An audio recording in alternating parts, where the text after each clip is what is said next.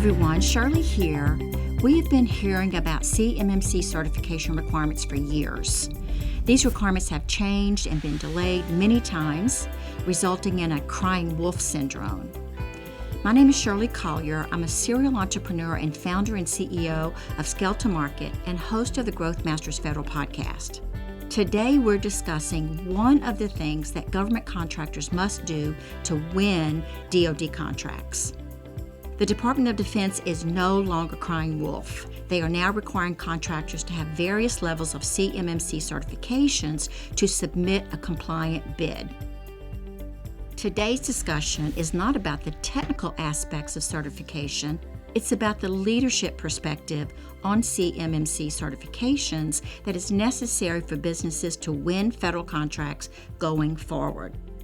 My special guest today to help us explore this CMMC leadership topic from both the strategic and tactical perspectives are the co-CEOs of M&S Group, Laura Musser and Toby Musser. Welcome, folks. Thank you, Shirley. Great to be here, Shirley. I only briefly introduced you. Please tell our audience a little about yourselves and M&S Group. Thanks, Shirley. So happy to be here to discuss CMMC with you. So the rule's been in effect since November 10th, 2025. And the CMMC program is a focus of M&S Group.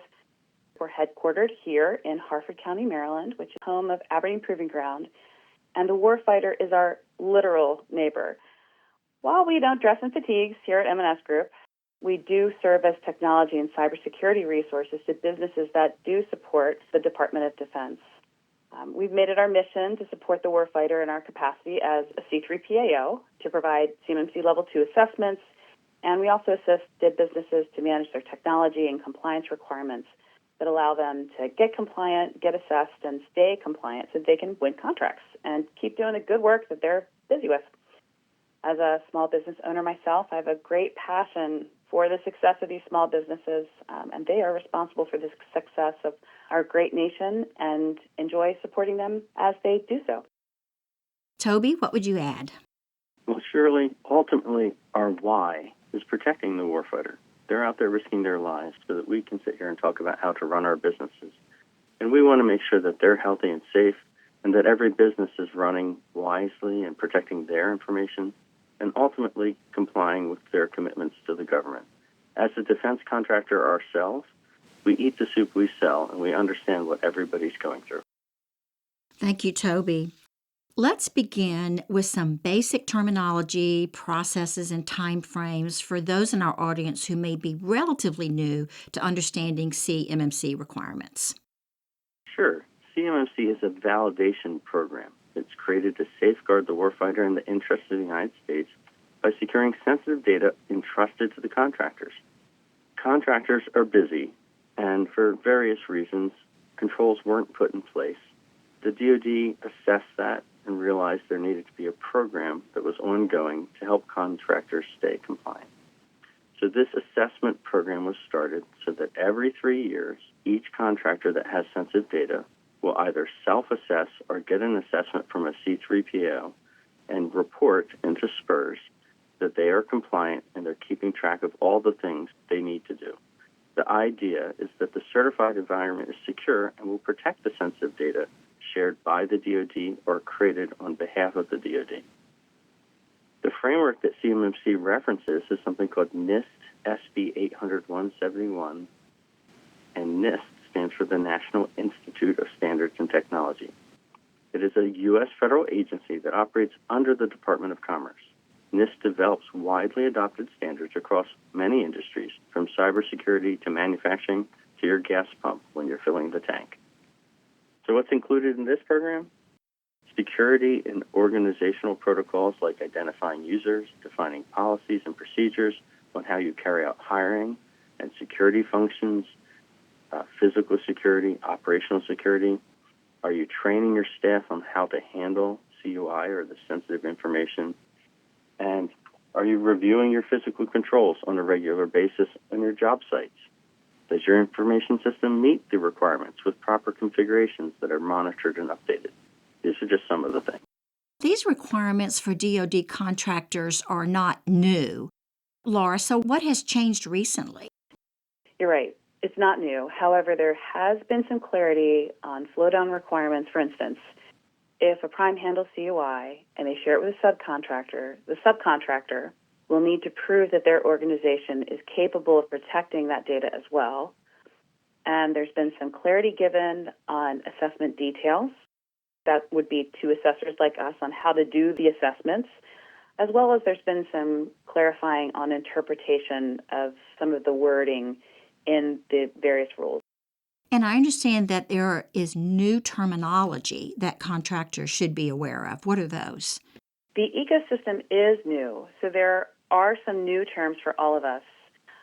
Let's start with the new names related first to the WHO. The WHO in the CMMC governing environment starts with the Cyber AB. That's the accreditation body of the DoD. They're the sole authorized nonprofit organization that oversees the whole CMMC ecosystem. This includes training of assessors and professionals, certification, and accreditation of assessors and the organizations. They liaise between the DoD and the CMMC ecosystem. So the Cyber AB has a marketplace. This is where members of the DIB can resource registered provider organizations, also called RPOs, for consultation to implement CMMC in their businesses. Contractors who self-assess are known as organizations seeking certification, OSC. Those contractors who need CMMC Level 2 C3PAO assessments can go to the marketplace to locate a CMMC third-party assessment organization, like M&S Group, for instance, to provide mock and certifying Level 2 assessments. Contractors who need assessments are referred to as organizations seeking assessment, or OSA. So that's a subset of OSC that I previously mentioned. A small minority of contractors will have to certify at Level 3.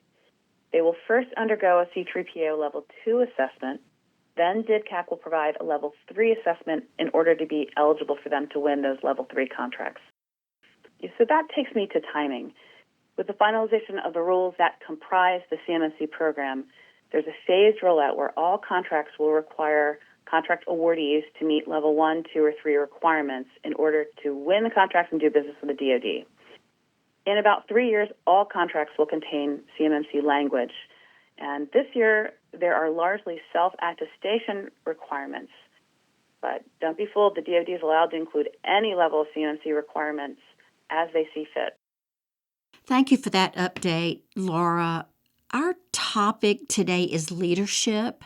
How should leaders approach CMMC from a C3PAO perspective? Sure.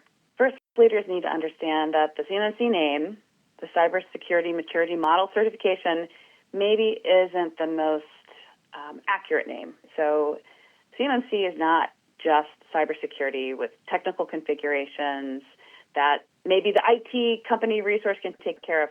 Absolutely not. This program has abundant operational, organizational, and even physical security that is rolled into it. Whether it's HR, IT, manufacturing floor, the construction site, all of those different departments will be involved in making sure that they are CMMC compliant. Frankly speaking, there will be those organizations who make the decision against participating in any DoD contracts. But let me warn them that compliance requirements are being rolled out to other agencies. So listeners can Google the FAR CUI rule for more information. So all that to say is compliance is going nowhere. Smart leaders see the writing on the wall in other ways too. I mean, these practices strengthen organizations.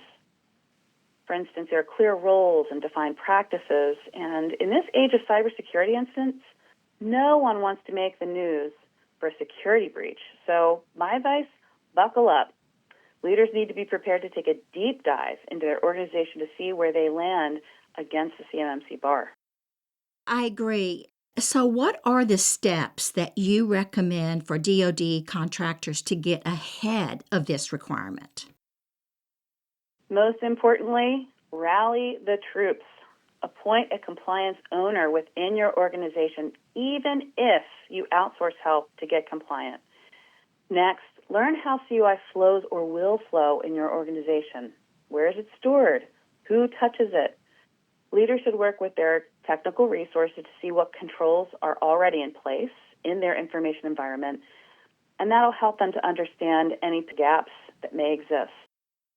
This also includes understanding what contracts they have in place, any software that may not meet the FedRAMP requirements for cloud applications. They should examine external service providers, making sure that they're equipped to support the environment and pass an assessment with them. And what about the GovCon's supply chain? To what extent must they reach out to their suppliers and subcontractors? I urge leaders to check their supply chain. Who do you work with in the course of business that you depend on? Talk to your prime, any potential joint venture colleagues, as well as any subs that you contract out to.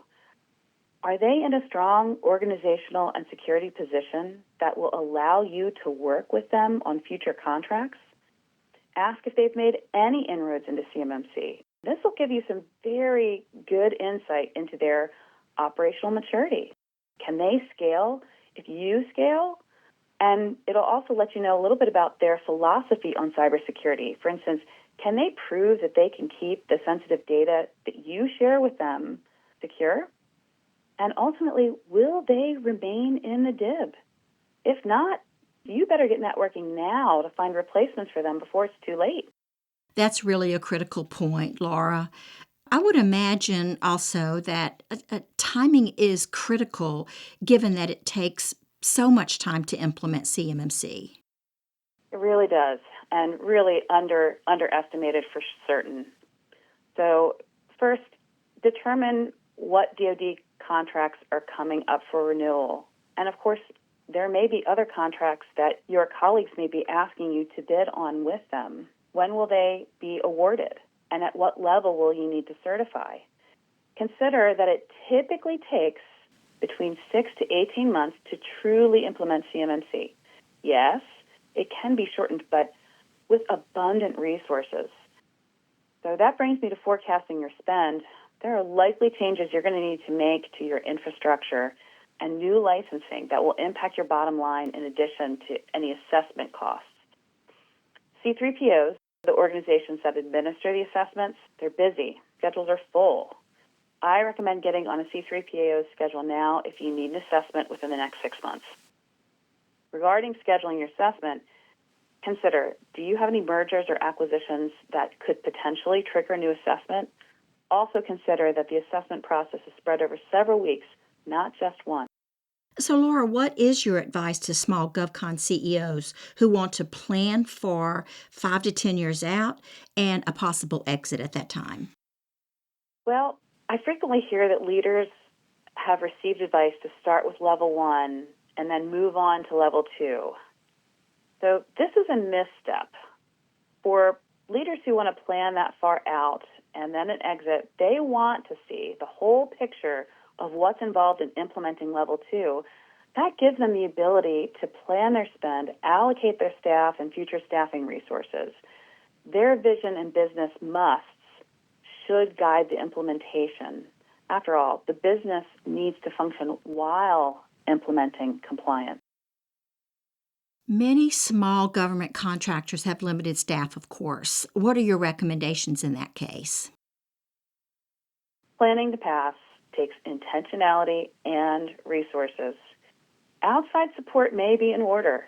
You may choose to outsource to a CMMC Level 2 certified managed services organization who can help you set up and maintain secure controls.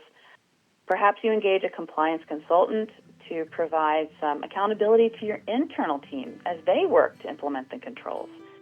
The goal is to secure the data, bottom line, in a way that makes sense for your business and meets the framework requirements. False claims is being prosecuted now. This is not a time to figure things out without expertise. I agree 100%. Very good advice, Laura. I want to come back to the topic of reassessments in a moment. We need to take a break. I'm talking to Laura Musser and Toby Musser, co-CEOs of M&S Group. When we come back, we'll talk about CMMC planning principles. Stay with us. We'll be right back.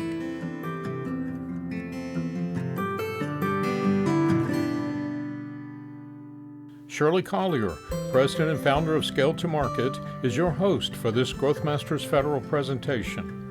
Scale to Market helps businesses think, plan, collaborate, and build market value by developing and executing customized, data-driven business development playbooks, building efficient information systems, and creating high-performing BD teams.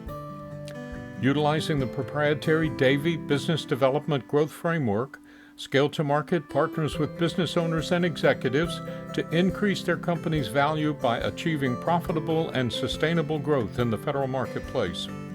Email Shirley at scollier@scaletomarket.com to learn more about the Davy Growth Framework and how it can be instrumental in helping grow your federal contracting business.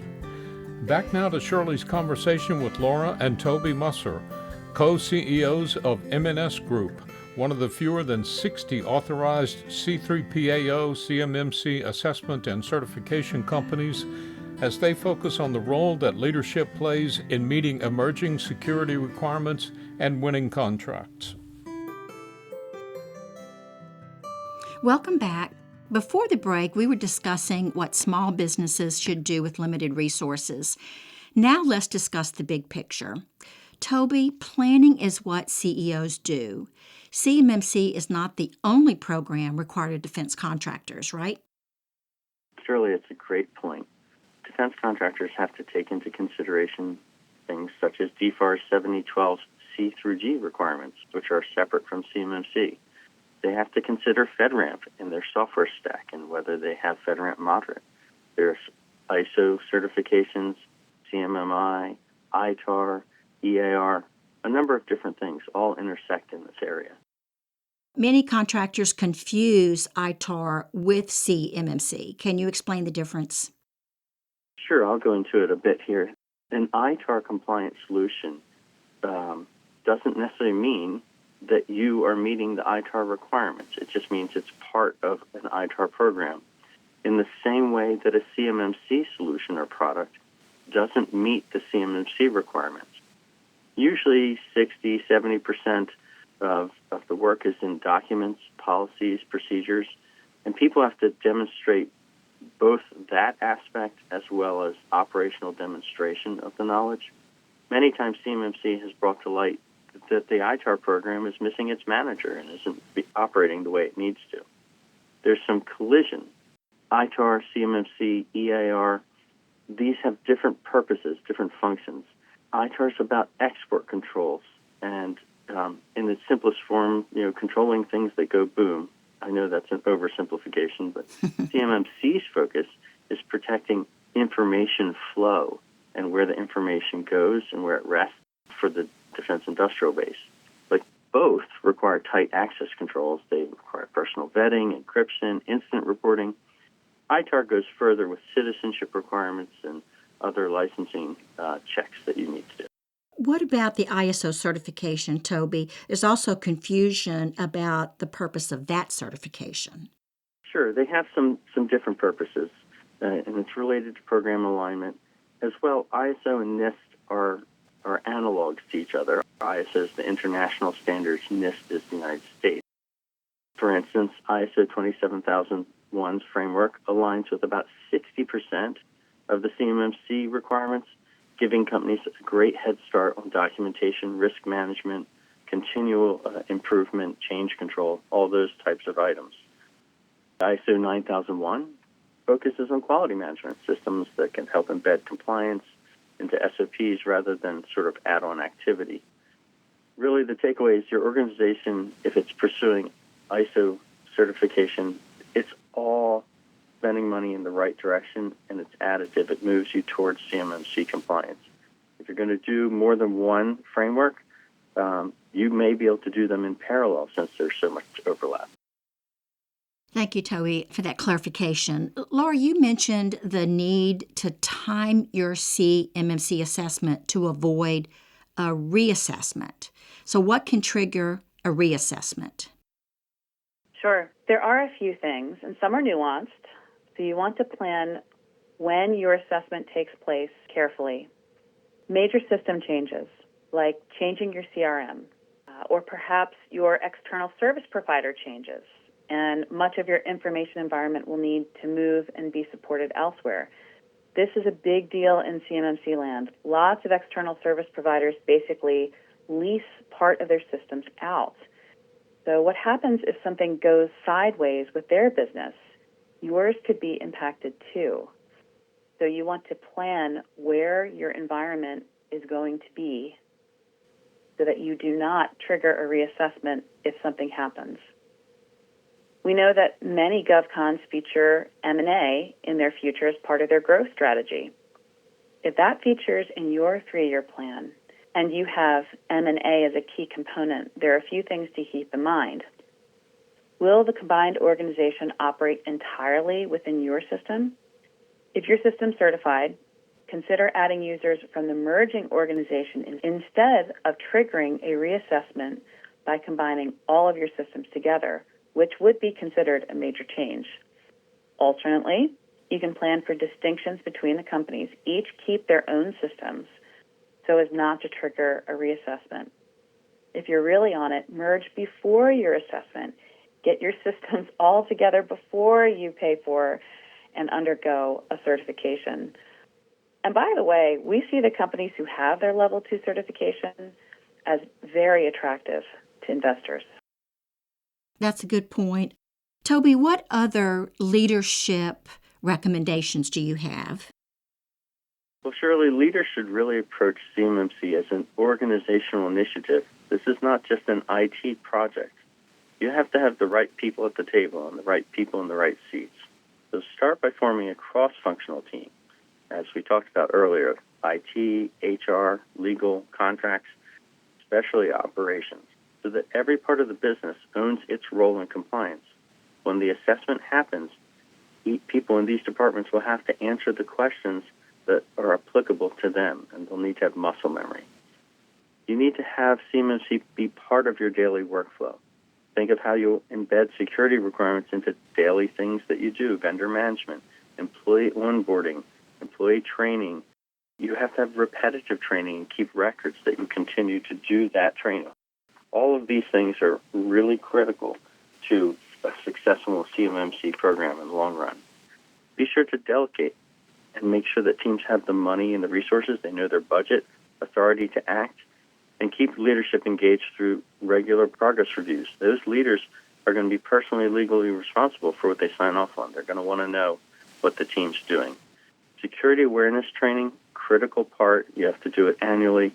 Make sure that everybody is doing that and you're keeping records. You don't want last-minute scrambles before an audit. Planning is just the core of all of this, right? A level 2 implementation, as we said, could vary from 6 to 18 months. You have to understand when you need to begin. Look at those contract renewals. Consider strategic timing of your assessment against the contracts. Revision 3, an update to the things you need to do, has 40% more controls, and that's going to come out sometime in the next 3 years. So you want to make sure you have your foundational Revision 2 work complete. Toby, do you have any examples of what you are seeing in the marketplace? Sure, Shirley. Let's walk through this. Imagine you're a general contractor and you handle CUI, and you're part of a joint venture. Your JV has a cage code. The DoD's current guidance is that the JV will need an assessment also when the JV is going to work on a job.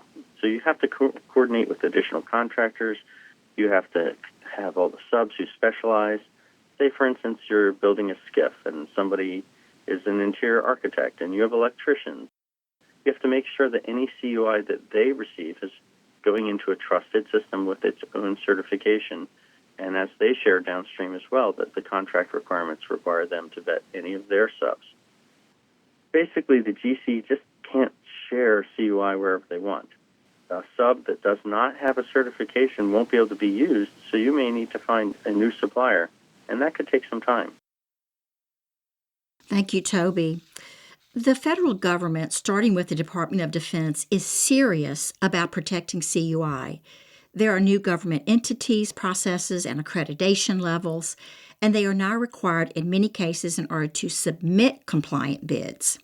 And this is not just an issue to be addressed by your IT staff. It takes thoughtful planning, systemic analysis, operational changes throughout your organization, and a commitment in resources. But obtaining and maintaining the appropriate levels of CMMC certification also distinguishes your organization from competitors and enables you to compete for and win significant federal contracts. You don't have to do this alone. There are many companies and people like Toby and Laura who are prepared to help. So Laura and Toby, thank you so much for sharing your expertise with our audience today. Thank you so much, Shirley. It's our pleasure. Thanks for this opportunity. It's been my pleasure as well. Folks, if you would like to get in touch with Laura Musser, she can be reached at laura@mnsgroup.com, and Toby can be reached at toby@mnsgroup.com. Or you can reach out to us here at Scale to Market, and we'll make sure you're connected. This is Shirley Collier, President of Scale to Market and host of the Growth Masters Federal Podcast, signing off for now.